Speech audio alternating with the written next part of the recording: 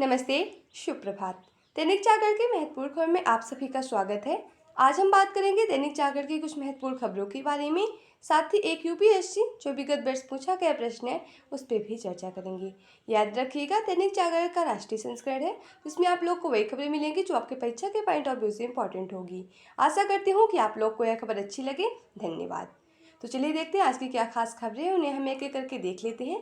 और खबर की तरफ आगे बढ़ने से पहले हम प्रश्नों को देखेंगे, उसके बाद खबरों को एक एक करके देख लेंगे। और अगर आप लोग हमारे चैनल में पहली बार आए हैं तो कृपया चैनल को लाइक शेयर सब्सक्राइब जरूर करें। तो आइए देखते हैं आज का प्रश्न क्या है। यह सिविल सेवा परीक्षा विगत वर्ष 2020 का प्रश्न है। प्रश्न है, भारत की जैव विविधता के संदर्भ में Ceylon, frogmouth, copper Smith बॉर्बेट, great चीन मिनीवेट और व्हाइट थ्रो रेड स्टार्ट क्या है। नीचे इसके कुछ विकल्प दिए हुए हैं। पहला विकल्प है पक्षी, दूसरा है प्राइमेट, तीसरा है सरीसृप, चौथा है उभयचर। तो आप लोग अनुरोध है कि आप लोग इसका आंसर कमेंट बॉक्स में जरूर बताएं और इस क्वेश्चन का फुल एनालाइज हम वीडियो के लास्ट में जरूर करेंगे। अगर आप लोग को इसकी पूरी जानकारी चाहिए तो आप लोग वीडियो को लास्ट तक जरूर देखें। तो चलिए देखते हैं आज की क्या खास खबरें, उन्हें हम एक एक करके देखते हैं। आम आदमी पार्टी की राज्यसभा सदस्य व दिल्ली महिला आयोग की पूर्व अध्यक्ष स्वाति मालीवाल के साथ पिछले विगत 13 मई को हुए कुछ मुख्यमंत्री आवास में मारपीट व छेड़छाड़ी के आरोप में विभव कुमार को गिरफ्तार किया गया है। आपको पता है इसमें दिल्ली में काफ़ी ज़्यादा उथल पुथल मची हुई है। वहाँ की जो राज्यसभा की सदस्य स्वाति माली उनके साथ कुछ छेड़खानी मारपीट हुई थी और जो जिन्होंने यह किया था उन्हें भी कल देर रात उन्हें पुलिस ने गिरफ्तार अपनी हिरासत में ले ली। उसकी पूछताछ करने के बाद ही इन्हें अब सरकारी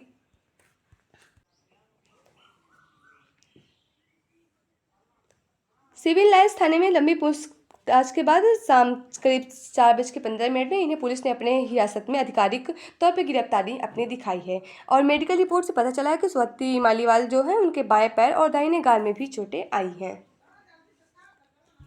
राम सेतु की तरह भारत श्रीलंका के बीच पुल बनाने की हो रही है तैयारी। भारत और श्रीलंका के बीच राम सेतु की तरह एक पुल बनाने की तैयारी चल रही है। केंद्र की आगामी सरकार पड़ोसी देश श्रीलंका की 3 सबसे बड़ी परियोजनाओं को तोहफा देगी। पहली परियोजना होगा भारत और श्रीलंका के बीच समुद्र पुल का निर्माण करना। दूसरा, श्रीलंका और बिजली वितरण सेक्टर के साथ भारत के साथ श्रीलंका को जोड़ना और पावर ग्रिड को जोड़ना। और तीसरी परियोजना है गैस और तेल आपूर्ति के पाइपलाइन बनाना।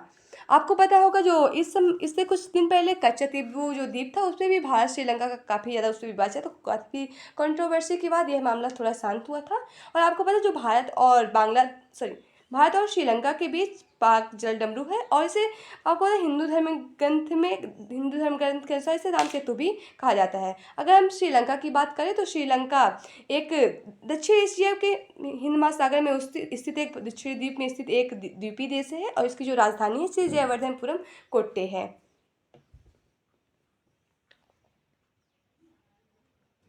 किर्गिस्तान में भारत पाक और बांग्लादेश के छात्रों पर हुआ हमला, किसी भारतीय के घायल न होने की सूचना नहीं और दूतावास में छात्रों को घेरे में रहने की दी गई है सलाह। किर्गिज और मिस्र के छात्रों के बीच लड़ाई का वीडियो प्रसारित होने के बाद यह मामला और ज़्यादा बढ़ गया है। पूरा मामला क्या है कि क्यों ये पूरा मामला अगर हम देखें कि बढ़ा है, यह घटना किर्गिस्तान में दक्षिण एशिया के बीच प्रवासियों की मौजूदगी को लेकर यह तनाव दर्शाती है कि इस मामले में अभी हुआ है।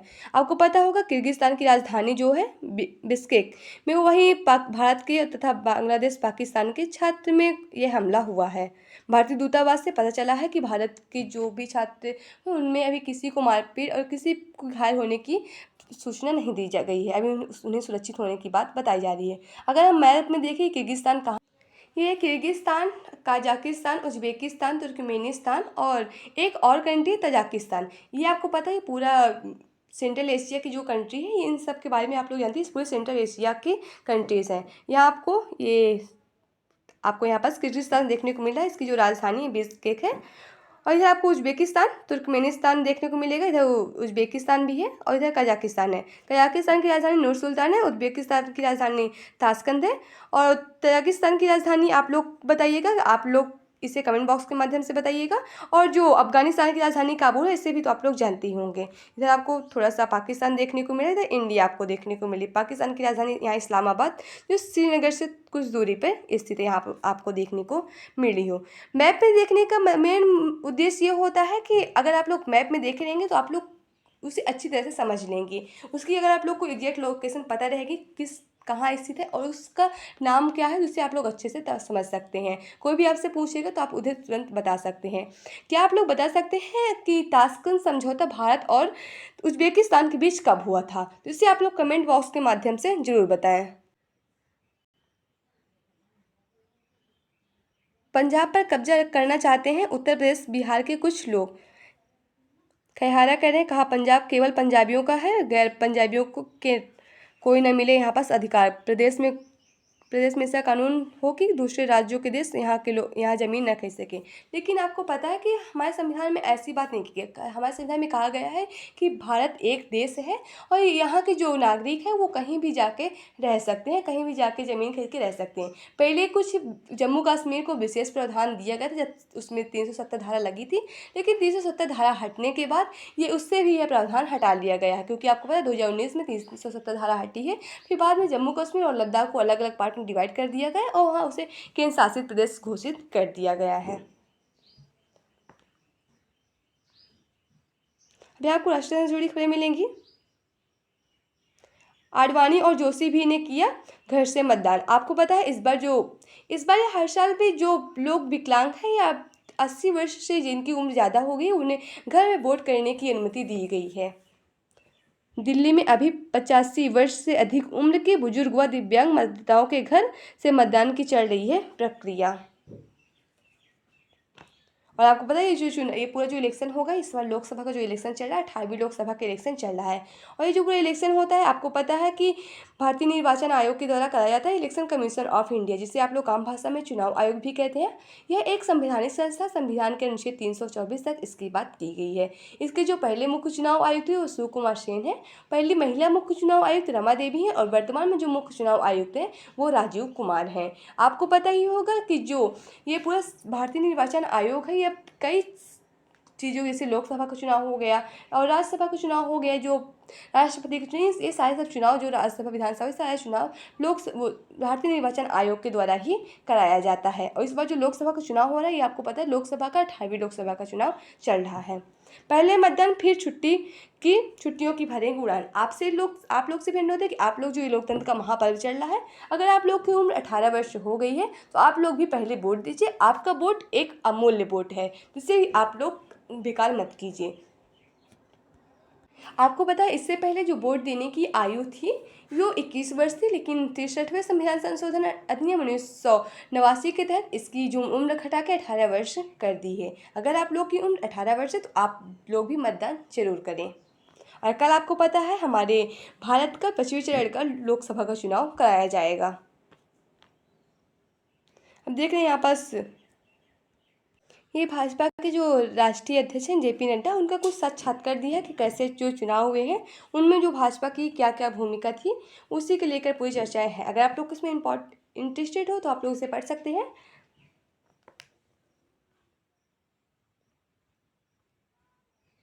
हम देख रहे हैं पूरा वही इलेक्शन से जुड़ी खबरें आप लोग को मिलेंगी, क्योंकि आपको पता होगा कि इस समय इलेक्शन चल रहा है तो उससे जुड़ी पूरी आपको खबरें मिल। जब तक इसका पूरा रिजल्ट नहीं आया था 4 जून को इसकी जब मतगणना हो जाएगी, नई सरकारें बनेंगी, तब आप लोग के लिए थोड़ा इंपॉर्टेंट खबरें आ जाएंगी। लद्दाख में मतदान की कामयाबी के लिए नदी नाले और पर्वत पार कर रहे हैं लोकतंत्र के प्रहरी। लद्दाख के बारे में अगर बात करें तो 1,84,803 मतदाताएं हैं, जिनमें से 92,383 पुरुष हैं और 92,120 महिलाएं हैं। 95,928 मतदाता हैं शिया मुस्लिम और बहुत सारे कारगिल में है। 88,865 वोटर हैं और बौद्ध बहुल जिले में स्थित हैं और 577 मतदान केंद्र बनाए गए हैं और 298 मतदान केंद्र लेह और 289 कारगिल जिले में है। जो आपको पता लद्दाख है ना, लद्दाख लेह और कारगिल जिले में 2-3 जिले वहाँ इंपॉर्टेंट है। अब लद्दाख की आप लोग बात करें तो आप लोग को पता होगा 2019 से पहले ये केंद्र शासित प्रदेश नहीं था, इसमें 370 धारा लगी हुई थी। जम्मू कश्मीर और लद्दाख दोनों एक ही थे उस समय। जब 370 धारा हटी है तब इसकी 370 धारा और 35A हटी है, तो अनुच्छेद 370 और 35A धारा हटी है। उसके बाद ये पूरा बातें लद्दाख और जम्मू कश्मीर को अलग अलग केंद्र शासित प्रदेश बना दिया गया है। अब वहाँ भी चुनाव भी हो रहे हैं, तो अब देखते हैं क्या क्या बातें होती हैं। यह आप लोग का संपादकीय बातें आप लोग के लिए प्रीलिम्स मेंस इंटरव्यू अनेक तो की पीछे जुड़ी खबरें मिलेंगी, तो इससे आप लोग जरूर पढ़िए।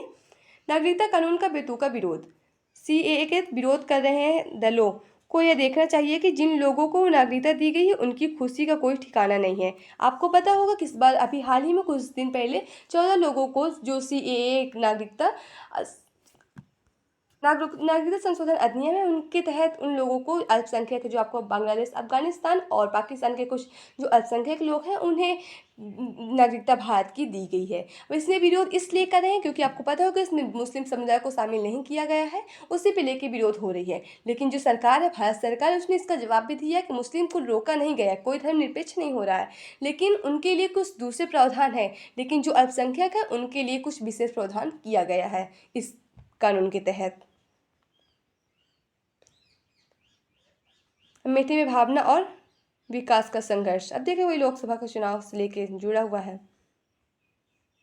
रोजगार सृजन के लिए मैन्युफैक्चरिंग बढ़ाना जरूरी है। मुक्त व्यापार समझौते के जरिए देश को मैन्युफैक्चरिंग हब बनाने की कोशिश करेगी सरकार।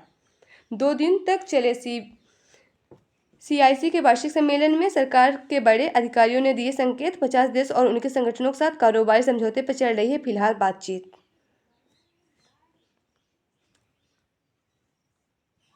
ये जो बातें चली संयुक्त अरब अमीरात यानी यूएई और ऑस्ट्रेलिया के बीच ये कारोबारी समझौते की बातें इस समय चल रही हैं। यहाँ आपको अंतर्राष्ट्रीय जुड़ी खबरें मिलेंगी। भारतीय लोकतंत्र का मुरीद हुआ अमेरिका। व्हाइट हाउस ने कहा दुनिया में भारत जैसा जीवन लोकतंत्र बहुत कम है। वोटिंग के लिए भारतीयों की प्रशंसा। आपको पता होगा पूरे विश्व में भारत एक ऐसा देश है जहाँ उसका जो संविधान है, उसका जो लोकतंत्र है, बहुत ही बृहद संविधान है। और वहाँ जो चुनाव होता है एक बहुत बड़े मतलब एक बहुत ही लंबी प्रक्रिया होती है भारत में जो चुनाव कराने की होती है। और यह जो चुनाव होता है पूरा लोकतांत्रिक तरीके से होता है, इसीलिए इसकी काफ़ी ज़्यादा चर्चा होती है। ये आपको पता होगा सबसे पहले संविधान तो अमेरिका का बना था, लेकिन वो भी एक लिखित संविधान है। भारत का एक लिखित संविधान, लेकिन अगर बड़े की देखें कितना किसका विस्तृत संविधान, तो भारत का सबसे संविधान बहुत ज़्यादा विकसित है, बहुत ही विस्तृत संविधान। क्योंकि आपको पता है भारत के संविधान में 22 भाग हैं, 395 अनुच्छेद हैं और 12 अनुसूचियाँ शामिल हैं। जब मूल संविधान बना था तब अनुसूचियों की संख्या आठ थी और आपको पता है जो भाग है वो 22 ही थे और जो अनुच्छेद है वो 395 ही थे। ताइवान की संसद में सत्ता और विपक्ष सदस्यों के बीच हुई मारपीट। आपको पता होगा जो ताइवान चाइना के एक जस्ट पड़ोस में है। और चाइना जब देखो तब ताइवान को कहता है ये हमारा एक हिस्सा है, इसको हम अपने क्षेत्र में मिला लेंगे। अभी हाल ही में ताइवान में ताई चिंग ते जो डीपीपी पार्टी के एक नेता है, वो उन्हें राष्ट्रपति के रूप में चुना गया। वो सोमवार को राष्ट्रपति के रूप में शपथ लेंगे। अभी ये इस पूरा विरोध इसलिए मच रहा है कि ये चीन के विरोधी माने जाते हैं, क्योंकि ताइवान में 2 पार्टी है, एक डीपीपी और एक केएनटी। जो केएनटी है वो चीन के समर्थक में मानी जाती है, थोड़ा बहुत उसके ऊपर उस चीन की तरफ झुकाव रहता है। और जो डीपीपी है पार्टी है ये चीन के विरोधी में मानी जाती है। और उसी से जो चुनकर आए हैं ताइवान के जो राष्ट्रपति ताई चिंगते, उन्हें सोमवार को शपथ लेना है। अब मेन मुद्दा यह है कि मतलब चीन के जो समर्थक हैं, जो चीन की तरफ पार्टी है, जो वो चाहती है कि सांसद को थोड़ा ज़्यादा शक्ति मिले और राष्ट्रपति की शक्ति कम की जाए। इसमें भी चीन का भी कोई ना कोई एक साजिश होगी। आप लोग जानते हैं चीन एक ऐसा देश है। और आपको पता है एक इनके कारण ये है कि जो अभी जो राष्ट्रपति बन रहे हैं, राष्ट्रपति का चुनाव जीत गए हैं, लेकिन ये सांसद का चुनाव हार गए हैं। उसी पे लेके ज़्यादातर पूरा विवाद चल रहा है। अब आप लोग देखते हैं कि विधानसभा में आप लोग अगर 90 के दशक में देखें तो ऐसे लेकर उत्तर प्रदेश में भी बहुत सारी ऐसी बातें हुई थी कि मारपीट बहुत ज़्यादा चल रही थी, कि उत्तर प्रदेश में भी, पंजाब में भी इस तरह की मारपीट और सदस्य के बीच मारपीट हुई थी।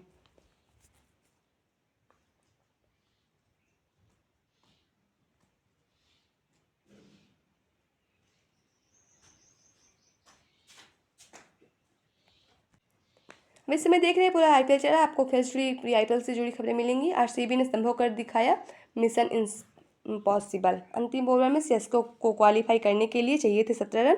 यश ने केवल 7 रन दिए। आरसीबी 27 रनों से जीती मैच और ये प्ले ऑफ में पहुंच गई है जो आरसीबी है।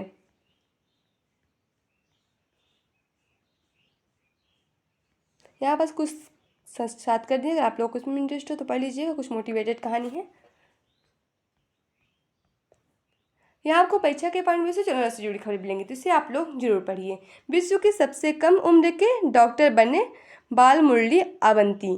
1995 में आज ही भारतीय मूल के अमेरिकी नेत्र विशेषज्ञ डॉक्टर बालमुरली अवंती विश्व के सबसे कम उम्र के डॉक्टर बने थे। 17 वर्ष की उम्र में इन्होंने अमेरिका के Mount Sinai school of medicine के स्नातक की डिग्री प्राप्त कर ली थी। उनका नाम Guinness book of world record में दर्ज किया गया है। सबसे लंबी रेलमार्ग सुरंग के रूप में खोली गई सिलापास सुरंग। 1906 में आज ही के दिन सिम्प्लॉन्ग सुरंग की दुनिया की सबसे लंबी रेलमार्ग सुरंग के रूप में खोला गया था। अल्प्स के सिंगपाल पर्वत की ठोस चट्टान को काटकर बनाई गई थी। 12 मील की लंबी यह सुरंग इटली और स्विट्जरलैंड को जोड़ती है। 1982 तक दुनिया की सबसे लंबी रेलमार्ग सुरंग ये रही है। अब कौन है वर्तमान में, जिसे आप लोग कमेंट बॉक्स के माध्यम से जरूर बताएंगे। इस समय देख रहे हैं कि कौन जो फिल्म महोत्सव चल रहा है उसका 17वां कर्म है ना, उसी पे लेके बातें चल रही हैं। कान फिल्म महोत्सव फ्रांस में इस समय ये चल रहा है। भारत भी इसमें हिस्सेदारी लिया इस बार। इधर आपको मूवी जुड़ी खबरें मिलेंगी, इंटरेस्ट तो पड़े ना तो कोई बात ही नहीं। तो आज की खबरें समाप्त होती है। आशा करती हूँ कि आप लोग को यह खबर अच्छी लगे। अगर खबर अच्छी लगे तो कृपया चैनल को लाइक से सब्सक्राइब जरूर करें। अगर आप लोग के पास कोई सुझाव है तो भी आप लोग हमसे साझा कर सकते हैं। तो चलिए देखते हैं आज का जो प्रश्न है उसका हम लोग विश्लेषण देख लेते हैं। आज का प्रश्न भारत की जैव विविधता के संदर्भ में Ceylon, frogmouth, coppersmith barbet, grey chinned minivet और व्हाइट थ्रोटेड रेडस्टार्ट क्या है? ये सभी रेवियन पारिस्थितिकी तंत्र का हिस्सा है। सीलोन फ्रॉगमाउथ की बात करें तो यह एक भूरे भूरे रंग की रात्रिचर पक्षी प्रजाति है जो पश्चिमी घाट और श्रीलंका के जंगली आवास में पाई जाती है।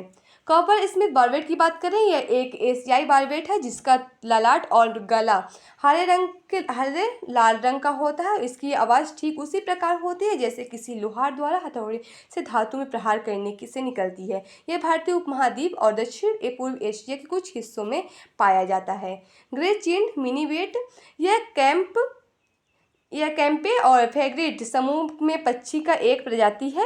यह बांग्लादेश, भूटान, कंबोडिया, चीन, Bharat, Indonesia, Laos, Malaysia, Myanmar, Nepal और ताइवान, थाईलैंड, वियतनाम में पाई जाने वाली जनजाति है। और हम बात करें वाइट थ्रोटेड रेडस्टार्ट की, यह मास्की कैपिडे समूह की एक पक्षी का एक प्रजाति है। यह भूटान, चीन, भारत, बांग्लादेश और नेपाल में पाई जाने वाली है। अतः विकल्प ए सही जवाब है। इसका सही जवाब होगा 25। तो आज की खबरें समाप्त होती है। आशा करती हूँ कि आप लोग को यह खबर अच्छी लगे। धन्यवाद।